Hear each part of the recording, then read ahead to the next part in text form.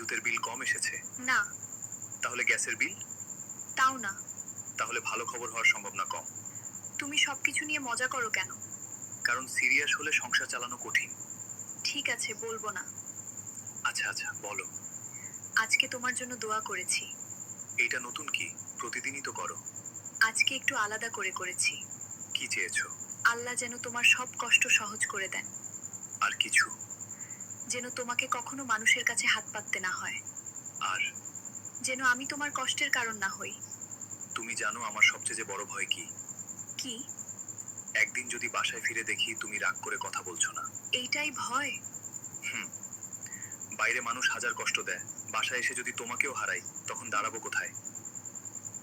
আমি কোথাও যাচ্ছি না। নিশ্চিত? নিশ্চিত।